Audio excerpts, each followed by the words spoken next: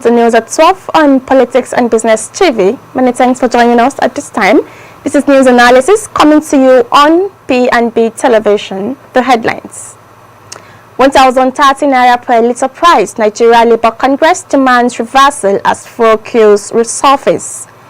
Tinubu government borrowed $6.45 billion from World Bank. And local government autonomy. Senate backs Supreme Court judgments. Details coming up shortly.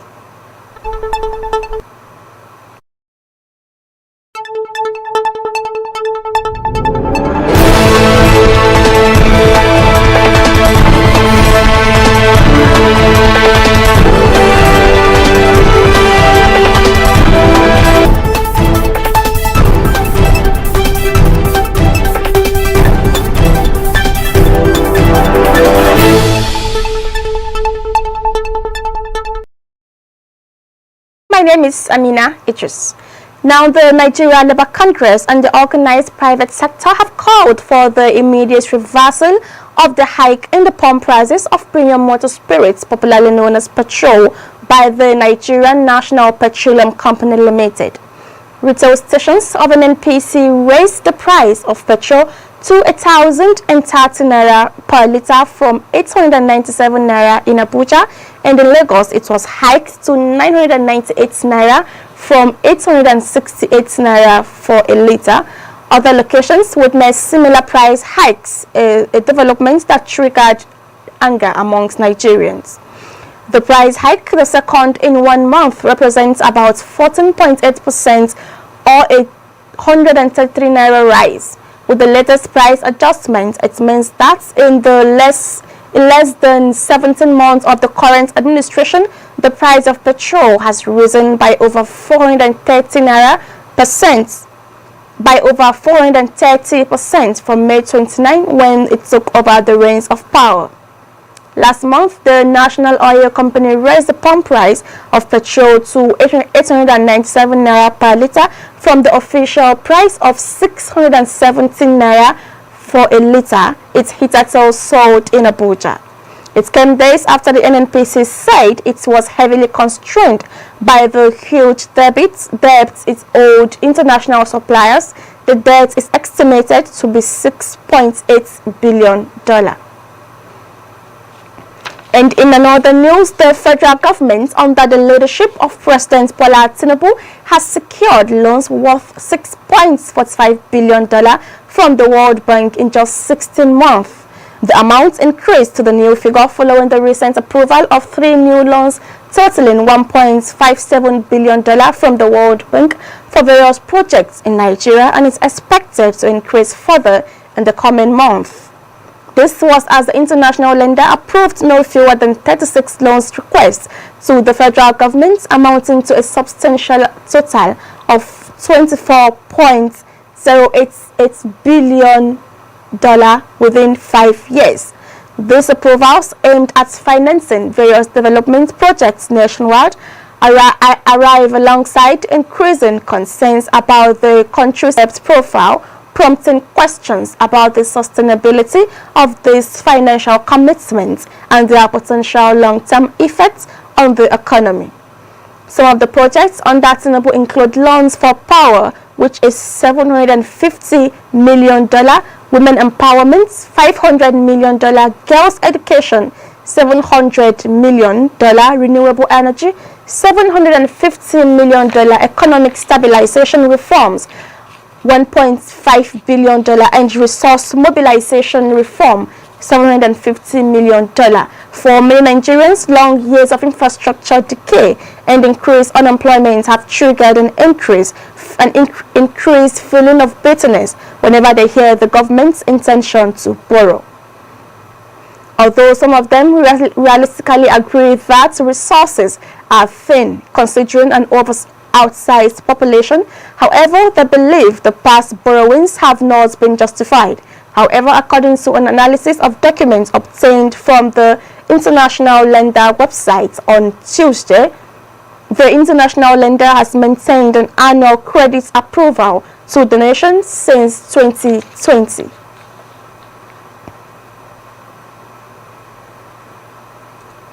Moving on, the Kaduna State House of Assembly has dismissed claims that it is planning to amend the state's local government electoral law ahead of the local government election slated for October 19, 2024. Chairman of the House Committee on Information, Henry Mara, made this known during a press briefing in Kaduna on Wednesday, stating that no such amendment was listed in the order paper for the Assembly's October 9th session. The clarification follows concerns raised by the People's Democratic Party over the legitimacy of the upcoming council election. The PDP, through its state chairman, Edward Masha, had alleged that the Assembly was working to amend the Kaduna State Local Government Law 2024 just 11 days before the poll. The PDP chairman warned that the party would not tolerate any attempt to undermine the electoral process, accusing the Assembly of plotting to manipulate the election by altering provisions related to the declaration of results in the appointment of collation officers. He further stressed the importance of transparent and fair elections, describing local government polls as a crucial aspect of Nigeria's democracy as guaranteed by the 1999 Constitution. Masha also cautioned that the PDP and the people of Kaduna would resist any attempt to rig the polls. However, Mara dismissed the PDP's claims, reiterating that the House had not discussed or considered any amendments related to the electoral law. This is news analysis coming to you on Politics and Business TV. Still to come, United States election, Obama hits campaign trial for Kamala Harris. Details of this and more news content after the break. Stay with us.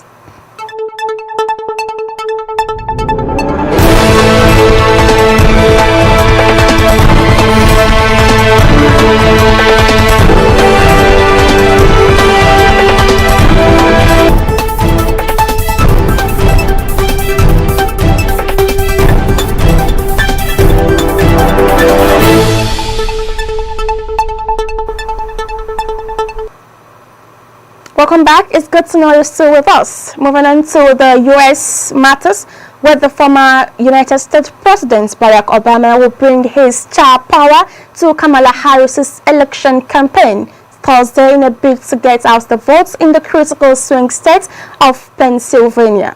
America's first black president is hitting the campaign trail in the steel city of Pittsburgh a day after Harris's Republican rival Donald Trump charged through the must-win states. The still hugely influential Democrats will be urging people to vote early in person or by mail as Harris looks to lock in as many votes as she can in a nail-biting race. Trump rallied on Wednesday in President Joe Biden's childhood hometown of Scranton, Pennsylvania, and will head on Thursday to the auto industry capital of Detroit in Michigan. Another battleground. Harris will head to yet another swing state, Nevada, to reach out to Latino voters, but the White House said she would be kept informed throughout the day about Hurricane Milton. The monster hurricane crashed in Florida late Wednesday, with Biden warning that it could be the storm of the century. Obama's trip to Pennsylvania is the first stop in what will be a month of campaigning for Harris in the 7 swing states where the 2024 election is likely to be decided. And now the Senate on Wednesday expressed alignment with the Supreme Court judgment of July 11, 2024, which granted financial autonomy to the 774 local government areas across the country. It faulted moves by some governors to enact laws to mandate the local government councils in the states to remit allocations to a joint account. The Anambra State House of Assembly passed the Local Government Administration Bill 2024 on Tuesday amid condemnation from civil society groups and opposition parties, including Labour Party lawmakers in the Assembly. They alleged that the bill was an attempt by Governor Chukwuma Soludo to twist the council chairman into paying their federal allocation back to the states. Reports indicate that some other state houses of assembly have also enacted bills regarding local government administration. On Wednesday at the plenary, the Red Chamber urged all three tiers of governments to fully comply with the judgment and resolve to collaborate with the House of Representatives to amend certain provisions of the 1999 Constitution to ensure full implementation. The resolutions followed motions sponsored by the Deputy President of the Senate, Jibrin Barrow, and seconded by Abdul Lungi and Tahir Monguno. And now let's take a break to the foreign space, where Greek football was in shock Thursday at the death of Panathinaikos and Greece international George Baldock, with tributes uniting even the country's usually hostile rival fans. The 31-year-old English-born right-back, a former Sheffield United stalwart in the Premier League, was found dead on Wednesday evening in a swimming pool at his hometown in the southern Eden suburb of Glyfada. News of Baldock's death dominated social media, with the top-flight Super League and clubs sending condolences even before Panathinaikos posted their own statement. Even fans from clubs hostile to Panathinaikos expressed grief at the loss of a genuinely well-liked player. Anna said Baldock's wife, who is abroad, alerted the owner of the residence after unsuccessfully trying to reach the player on the phone. As police cars and an ambulance were dispatched to the scene, several Panathinaikos players gathered outside the building and a coroner was called. A first examination did not reveal signs of foul play, ELT said Thursday, adding that the player had been dead for about 5 hours when he was found. The home also showed no evidence of forced entry. In another development, President former President Muhammadu Buhari on Wednesday mobilized 10 members of his former cabinet to condole the former Minister of Women Affairs and Social Development, Mrs. Pauline Talin, following the death of her son, Richard Adamu Talin. In the condolence message delivered by the former Minister of Information and National Orientation, Alhaji Lai Mohammed, the former president described the deceased as a gem and a rising star. He urged the grieving mother and family to take solace and comfort in the outpouring of love and respect from all who admire the late Richard. The delegation led by Lai Mohammed was made up of the former Ministers of Power, Engineer Abubakar Aliyu, Environment, Barrister Muhammad Abdullahi, Power, Jedi Agba, Niger State, Umana and Industry, Trade and Investment, Niji Adebayo. The others were the Ministers of Youth and Sports, Sunday Dare, Foreign Affairs, Geoffrey Onyema, Transportation, Muazu Chachi, and the Water Resources, Engineer Suleiman Adamu. So you're watching news analysis live on Politics and Business TV. Nigerians in the midst of continuous price increase. Join us shortly to discuss this topic with our today's guest. Stay with us.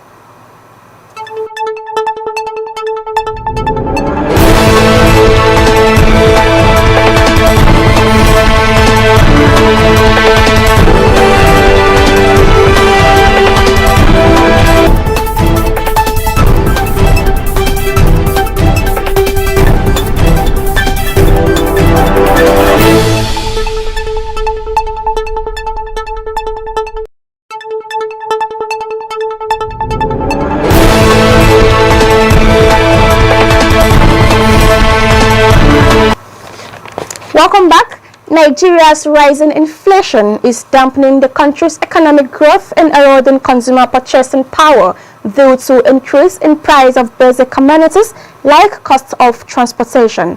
The Nigerian National Petroleum Company has recently announced a significant adjustment to the price of premium motor spirits, commonly known as petrol, across the country. The Nigerian Association of Chambers of Commerce, Industry, Mines and Agriculture has expressed concerns over the increase in petrol pump prices. Dele Oye, national president, spoke in a statement on Wednesday in Lagos. Oye said the prices, which were increased to 998 naira and 1,030 naira per litre in Lagos and Abuja, respectively, were placing a strain on businesses and households across the country. He said the increase could lead to higher transportation costs, exacerbates inflation, and severely impacts small and medium-sized businesses. Oya said the decision, influenced by several underlying factors, warranted careful examination of its potential repercussions on the economy, particularly in the realms of pricing for goods, services, and transportation.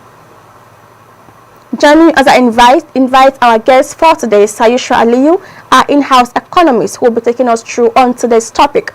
Good afternoon to you, Sayusha Aliyu. So I'll begin by asking, what is your reaction and the reaction of other Nigerians on the recent increase in petrol price? The scenario, we are used to it, and I have said it, that with the new PIA, that is what Nigerian will be expecting from time to time, because it is obvious that if NNPCL is still at the helm of the affairs without the supply of Dangote directly to marketers, we are going to be having this significant, irrelevant interventions, which is causing more economic misfortune to many Nigerian homes. So, in your opinion, the NNPC is serving as a middleman between the Dangote refinery and the marketers. Is what is majorly causing the hike in petrol price? No. The main reason is that most of the product available now is imported by NNPCL. Okay. And most of the importation that is also coming is being directly or indirectly affected by forex management, and the naira to dollar is still on increase. And if it is on increase, the value of importation at the end of the importation, the prices will be higher, except where NNPC has decided not to probably engage the difference between the exchange rate at a time of importing the product. So do you think this hike is justifiable? It's not justifiable, because what is expected is that we are not a single kobo increase in the pump price has a multiplier effect as far as value chain is concerned in Nigeria. So, and if we are to establish monetary stability, price stability, there is need to moderate prices for a longer period. It is not expected for NNPC to just wake up in this interval, changing the pump price. And changing the pump price is directly affecting the behavior of the economy. If the economy is already been disrupted by high inflation and high unemployment and high insecurity, then definitely production will going to be low, and many people will be losing out. They will be losing their jobs. So it's not justified at all. So again, we've been on this matter since the beginning of this administration. Things have not been cleared for the middle Nigerians, for the masses. So it is clear that the increase will affect the price of transportation, food, and other basic necessities. What is the hope of the common Nigeria again? So the hope of the Nigerian depend on the behavior of Dangote refinery and how NNPCL will remove his hand completely and allow market forces, because now the market forces which is being used by NNPC to be changing prices fortnightly is being guided by demand and supply. So in my opinion, the only hope the common man has is when Dangote is fully intervened in the supply of PMS, which we think without the influence of these marketers, they can moderate prices. Because if Dangote has the capacity to produce what we need for our domestic economy, then definitely Dangote should be able to regulate prices that will be comfortable to be paid by Nigerian consumers. For several weeks now, Dangote Refinery has been giving us hopes on when it's roll out petrol, and we've not seen or heard anything yet. What is really keeping it? Dangote is being challenged by international forces, by domestic forces, by NNPCL forces, by marketed forces, as well as some bureaucratic challenges. So, but the good thing is that there is the refinery, and the refinery is having production. And of recent, the deal Naira to crude has been sealed. So if that one is sustained, we are not expecting, when you are to be successful in school, you must learn to go to listen to your teachers, to read, to do homework, and do other activities before you succeed at the end of the day with a very good result. So that is exactly what applies to Dangote. Now that Dangote has studied the market, studied the financial market, was able to raise enough capital to produce the refinery, was able to withstand challenges from the NNPCL and some oil cabal, up to now, till a very long period coming, Dangote is going to face a lot of competition and bottlenecks from different angles. But the reality on ground is that our hope is no longer with NNPCL. Our hope is on this Dangote, because Petroleum Industry Act has already specified who are the key players and how they are going to play the game, and also the consumers are being challenged seriously, because the competition is not yet perfect. The competition is being guided by certain odd behaviors of market.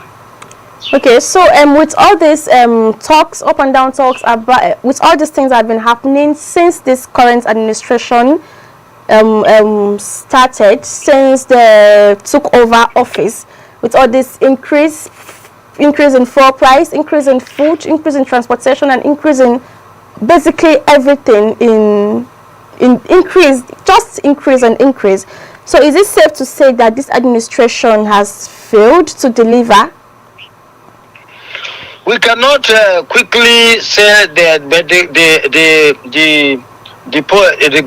this administration has come with policies which has made economic situation unstable, which has made Nigerian consumers unstable, and there is need for the policy makers to look at the policy measures that will bring price stability, that will bring full supply trend in terms of PMS to the domestic market, and allow market forces, not only allowing market forces, but the government should also put an eagle eye on Dangote, so that the prices which Dangote is going to be set for his product, for marketers and for the direct consumers, will be affordable and be convenient for business purposes.